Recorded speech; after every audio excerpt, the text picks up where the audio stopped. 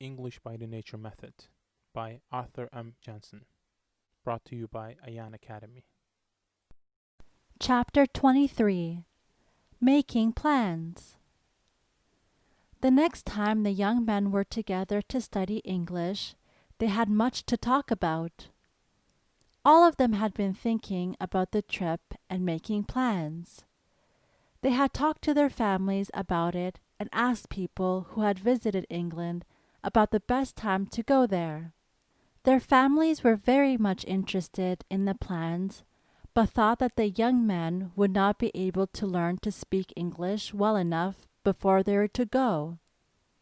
Storm told the others that his brother smiled when he spoke about the trip, as if he thought that they would not be able to make it. "Well, wait and see, I tell him," Storm said, smiling. "When we start on our trip, and you must stay at home because you don't speak English, I shall be the one to smile. And I think that when he sees us start on our trip next summer, you will have him as a pupil in the autumn, Mr. Miller." Mr. Miller was very glad to hear that his 3 pupils felt that they would be able to learn enough. "I hope you know that you must do much work before the summer holidays.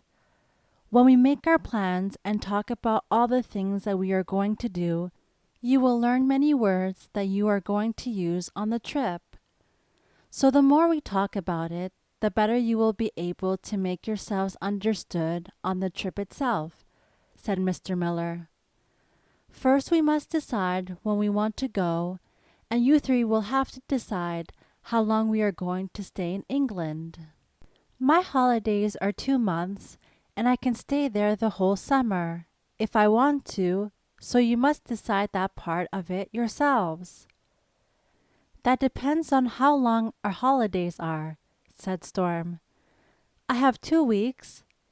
How much have you?" he asked the others. Brown also had 2 weeks, but Wood said, "I don't know whether I shall have 2 weeks or not, for I have not worked a whole year for my new firm, you know. It all depends upon the manager of the firm. I will ask him whether I can have 2 weeks, which I think he will give me when he hears that we are planning to go to England. I will ask the manager tomorrow whether I can have that or not." "Good," said Mr. Miller. "We know that we shall have at least 12 days for the trip, and perhaps 2 weeks. Now we must decide on the time for the trip. As you know, I have been to England at different times of the year, so it is not difficult for me to tell you which of the different holiday months will be best. June is often a lovely month in England, a very beautiful month, but you can never be sure that the weather will be good. July is often a very dry month. It is the month that has the least rain. I was there for 4 weeks in July once and had only half an hour's rain, but then that was less rain than they had had for years in that month. I am sure that July would be the best month. In August, it is too hot to be in London.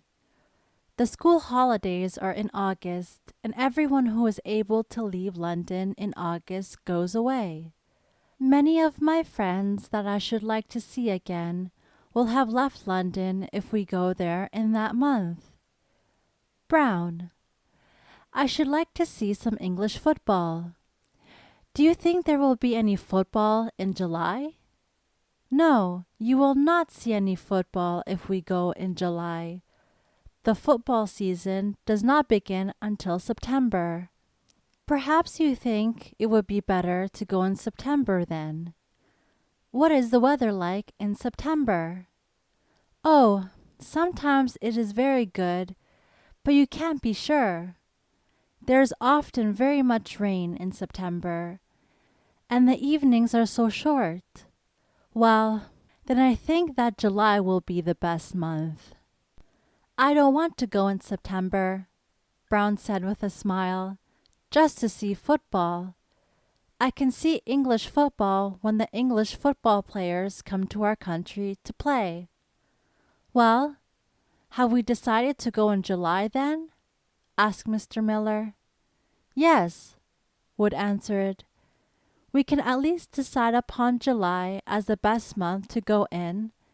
Then it depends upon whether we can all get our holidays in July. But let us leave that question now. We can talk about that later.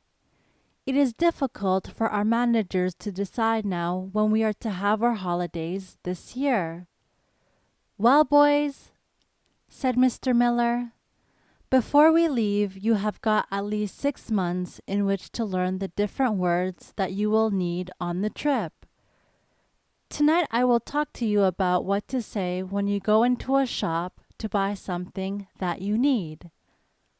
What do you say when you want to buy a book, Wood? Wood, I think I should say, I want to buy a book. Let me look at some. Mr. Miller, yes, you could say that. But you could have put in a word which the English use very much. That is, please. Very often, you need only give the name of the thing you want and put the word please after it. That is enough. But don't forget the word please when you want to ask for something. Now let me hear you buy cinema tickets for us, Brown. Brown. 4 tickets for 8 o'clock, please. Right. And will you call the waiter and order our dinner, Storm? Storm. Waiter, 4 vegetable soups, please. Yes, that is right. I think you can do that now.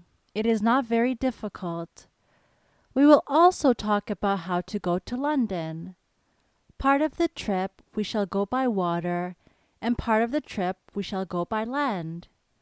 When we travel by land, we shall go in a train, and on the part of our trip when we travel by water, we shall go in a steamer.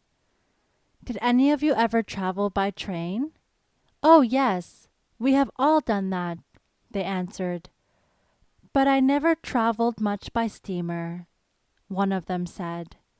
I have only made very short trips of about 20 minutes, so it will be the first time that I shall ever try a long trip by water.